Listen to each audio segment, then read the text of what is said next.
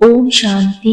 आज की मुरली का सार है, मीठे बच्चे अपना मिजाज बहुत मीठा बनाओ।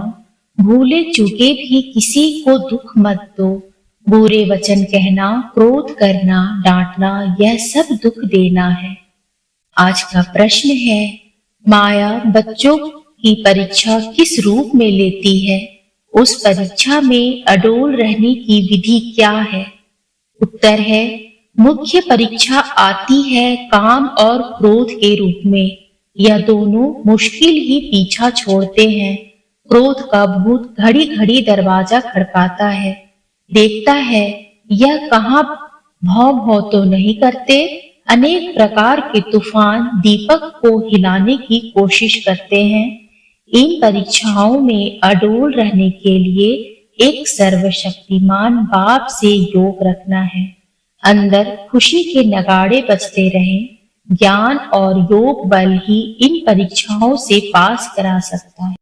आज गीत बजा निर्बल की लड़ाई बलवान से। ओम शांति। बच्चे समझते हैं और बाप भी समझाते हैं कि तुम फिर से आए हो पारलौकिक बाप के पास और सब है लौकिक बाप। यहाँ है सब आसुरी बुद्धि, सतयुग में है दैवी बुद्धि। आसुरी के बाद फिर दैवी जरूर बनना है। आसुरी और दैवी, पतित और पावन में फर्क बहुत है। तुम जानते हो हम पावन थे, फिर रावण ने पतित बनाया है। अभी फिर बाप द्वारा हम फिर से पावन दुनिया का वर्षा ले रहे हैं। सतयुगी राज्य भाग्य का, वह भी 21 जन्मों के लिए। जब बाबा बच्चों को कहते हैं तब याद करते हैं, फिर भूल जाते हैं। जो बात याद रहती है वह फिर औरों को समझाने के लिए दिल टपकती है। याद नहीं होगी तो दिल टपकेगी नहीं, फिर वह खुशी की उछल नहीं आएगी। मुरझाई हुई शक्ल दिखाई देगी। अभी तुम जानते हो हम फिर से गवाया हुआ सतयुग का राज्य भाग्य ले रहे हैं। वह तो क्रिश्चियन से राज्य गवाया था, वह तो ले लिया, परंतु माया ने हमारा राज्य छीना है। यह कोई को पता नहीं है। क्रिश्चियन से तो राज्य लिया हट से, भूख हड़ताल आदि करके। यहाँ तो वह कोई बात नहीं। तुम्हारे दिल में है हम 5000 वर्ष पहले मुआफिक फिर से राज्य भाग्य प्राप्त करते हैं बाप की श्रीमत पर चलने से। इसमें तलवार आदि कुछ भी चलाने की मत नहीं देते। कहते हैं बच्चे स्वीट टेम्पर बनो, बहुत मीठे बनो। सतयुग में शेर बकरी भी इकट्ठे जल पीते थे, एक दो के प्यार में रहते थे। दुख का वार नहीं होता, यहाँ दुख का वार बहुत होता है। काम कटारी चलाना यह भी दुख का वार है। किसको बुरे वचन कहना व क्रोध करना, डांटना, यह भी दुख देना है। बाप कहते किसको भी यह दुख नहीं देना है। अपना मिजाज बहुत मीठा बनाओ।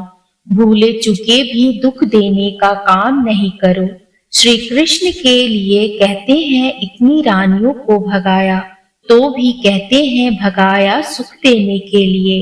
अभी तुम समझ गए हो श्री कृष्ण की बात नहीं है, भगवान भागवत के साथ गीता का, गीता के साथ फिर महाभारत लड़ाई का कनेक्शन है। अभी वही संगम युग है। श्री कृष्ण का तो नाम ही नहीं। श्री कृष्ण की राजधानी है सतयुग में। श्री कृष्ण ने कोई पतित को पावन बनाने के लिए कभी राखी नहीं बांधी। यह है पतित को पावन बनाने का उत्सव। सो तो पतित पावन परमात्मा ही है, ना कि श्री कृष्ण।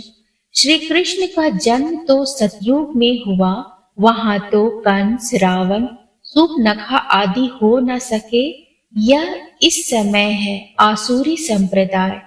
इन सब बातों को तुम अभी समझते हो, तुम्हारी बुद्धि में है। हमने बेहद के बाप से अनेक बार राजयोग सीखा और 21 जन्म राज्य पद पाया है। फिर माया से राज्य भाग्य गंवाया है। जो माँ बाप दादे के दिल पर चढ़े हुए बच्चे हैं वही तख्त नशीन बनेंगे। जो फरमान बरदार नहीं वह क्या पद पाएंगे। पद पाना चाहिए सूर्यवंशी, नहीं तो पाई पैसे के दास दासी जाकर बनेंगे। बाप दादा की आज्ञा पर नहीं चलते हैं। ब्रह्मा की मत भी मशहूर है, शिव बाबा की श्रीमत भी मशहूर है। तो ब्रह्मा और शिव बाबा के साथ उन्हों के औलाद की भी मत मशहूर होनी चाहिए। तुमको शिव बाबा और ब्रह्मा दोनों की मत पर चलना चाहिए, तब तो श्रेष्ठ बनेंगे। माता पिता भी श्रेष्ठ बनने के लिए कितनी अच्छी धारणा करते हैं। सब बच्चों को पढ़ाते हैं। मुरली सब बच्चों के पास जाती है। इनका पाठ ही है पढ़ाने का। कई बच्चे ऐसे भी हैं जो माँ बाप से भी अच्छा पढ़ाते हैं। शिव बाबा की तो बात ही ऊंच ठहरी, परंतु मम्मा बाबा से भी इस समय होशियार बच्चे हैं। भल संपूर्ण तो कोई बना नहीं है, कुछ न कुछ कांटे भी लगते हैं। माया का वार होता है। दीवे को तूफान लगते हैं। जितना ज्ञान और योग में रहेंगे तो इस घृत से तुम्हारी ज्योति जगी रहेगी। कोई दीपक में घृत थोड़ा कम हो जाता है तो लाइट कम हो जाती है।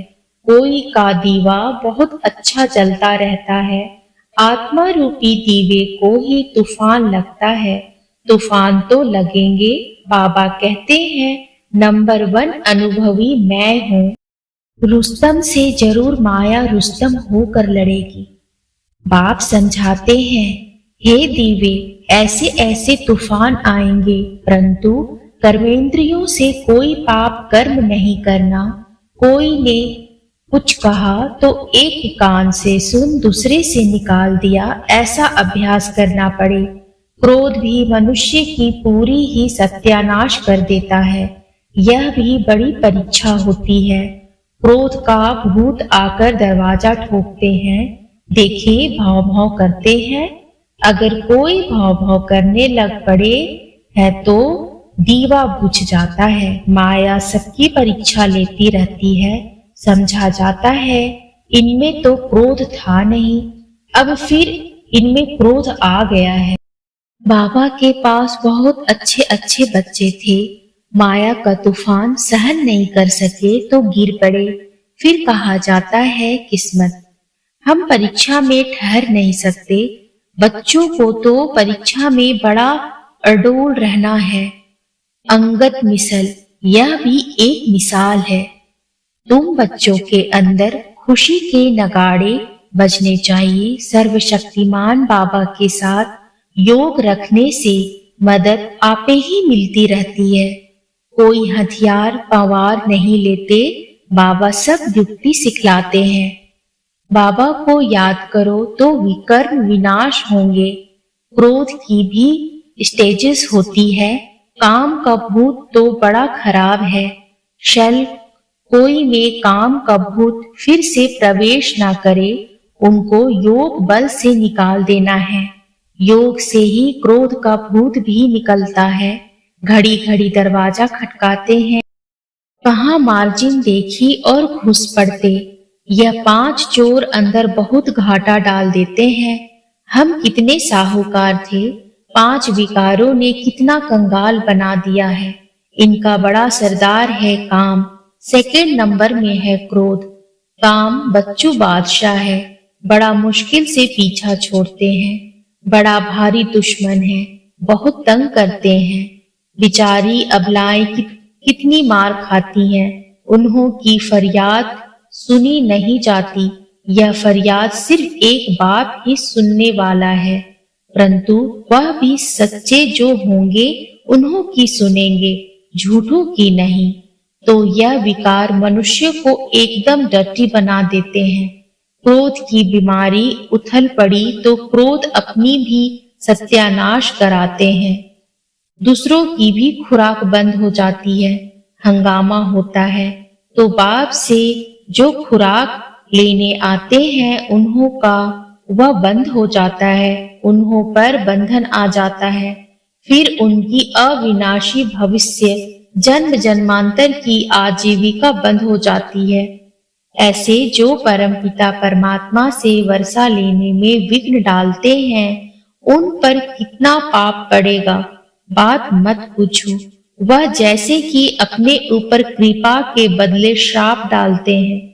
कोई ट्रेडर बन जाते हैं तो कितने का नुकसान करते हैं।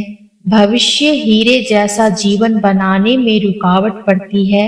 इसलिए बाप कहते हैं, महापापी, महा बेसमझ, महा कमबख्त, देखना हो तो यहाँ देखो।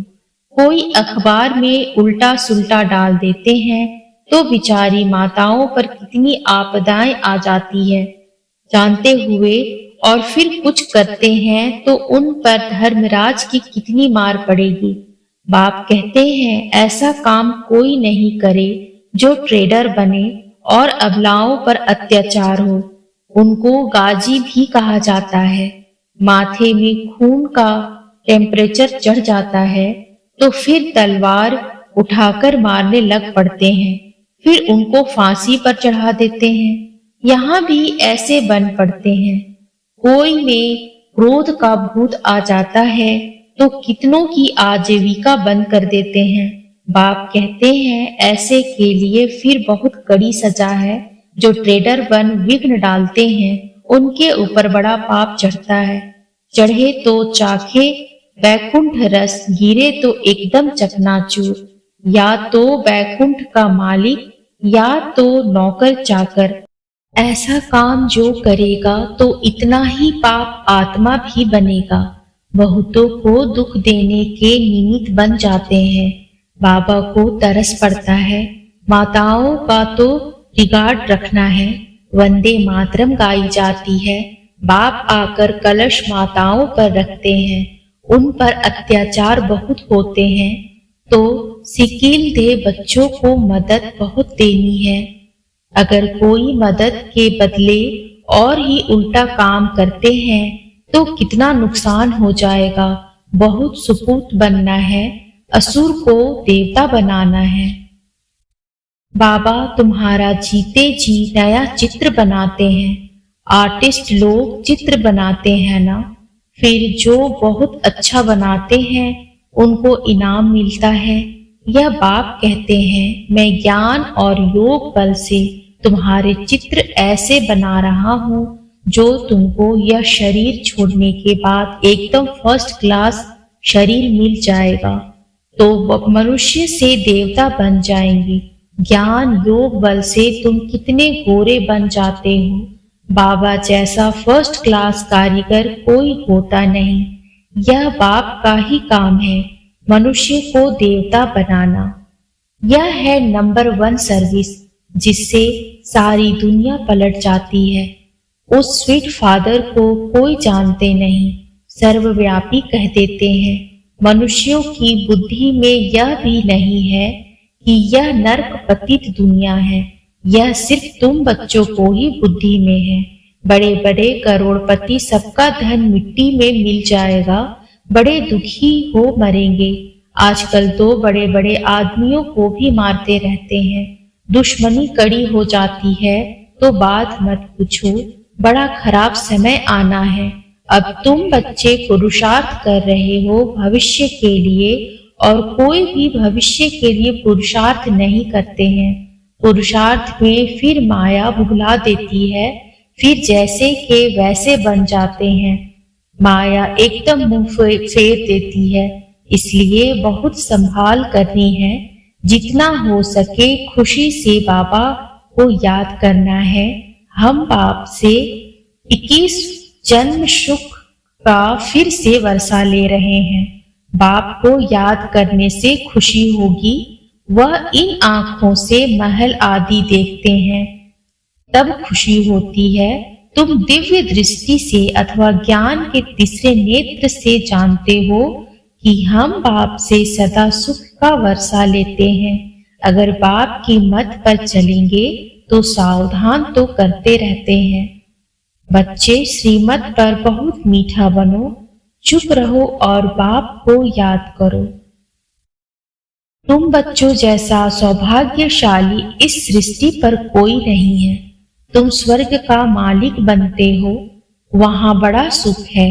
यह भी जानते हैं राजयोग वही सीखेंगे जो कल्प पहले सीखे होंगे।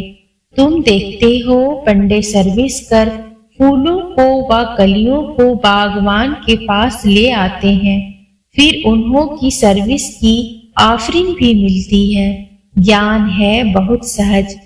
इस जीवन को मोस्ट वैल्यूबल कहा जाता है। पत्थर से हीरे जैसा गरीब से साहूकार बनते हैं। गाया हुआ भी है अति इंद्रिय सुखमय जीवन गोप गोपियों से पूछो। कौन से गोप गोपियां? जैसे बाबा ने सुनाया, यह है बड़ी लॉटरी। बाप स्वर्ग का रचयिता है, तो बाप और स्वर्ग को याद करना बहुत सहज है। विश्व का मालिक बनना कम बात थोड़े ही है। वहां दूसरा कोई धर्म होता नहीं। बच्चे जान गए हैं कि हमने आधा कल्प अनेक प्रकार के दुख देखे हैं। अब बहुत अच्छा पुरुषार्थ करना चाहिए। इस दुनिया में कोई सुखी हो नहीं सकता, वहां तो सब सुखी होंगे। ऐसे सुख के राज्य में उच्च पद पाने में मजा बहुत है। बॉक्सिंग में घड़ी घड़ी थप्पड़ खाते गिरते नहीं रहना है। विकार में गिरा तो एकदम जोर से चोट लग जाती है। क्रोध भी बहुत खराब है। घड़ी घड़ी चोट नहीं खानी चाहिए, नहीं तो गिर पड़ेंगे। अच्छा, मीठे मीठे सिकील दे बच्चों प्रति माता पिता बाप दादा का याद प्यार और गुड मॉर्निंग। रूहानी बाप की रूहानी बच्चों को नमस्ते। रूहानी बच्चों की रूहानी बाप को नमस्ते नमस्ते नमस्ते बाबा नमस्ते। धारणा के लिए मुख्य सार है। पहला, ऐसा कोई भी कर्म नहीं करना है जो अपने ऊपर कृपा के बजाय श्राप आ जाए। कोई भी भूत के वश हो ट्रेडर कभी नहीं बनना है। दूसरा है, श्रीमत पर बहुत बहुत मीठा बनना है। चुप रहना है, बहुत मीठे मिजाज से बात करनी है। कभी काम या क्रोध के वश नहीं होना है। आज का वरदान है, सरल संस्कारों द्वारा अच्छे बुरे की आकर्षण से परे रहने वाले सदा हर्षित मूर्त भव। अपने संस्कारों को ऐसा इजी अर्थात सरल बनाओ तो हर कार्य करते भी इजी रहेंगे। यदि संस्कार टाइट है तो सरकमस्टांस भी टाइट हो जाते हैं। संबंध संपर्क वाले भी टाइट व्यवहार करते हैं। टाइट अर्थात खींचातान में रहने वाले, इसलिए सरल संस्कारों द्वारा ड्रामा के हर दृश्य को देखते हुए अच्छे और बुरे की आकर्षण से परे रहो। ना अच्छाई आकर्षित करे और ना बुराई, तब हर्षित रह सकेंगे। आज का स्लोगन है, जो सर्व प्राप्तियों से संपन्न है वही इच्छा मात्र मम अविद्या है। ओम शांति।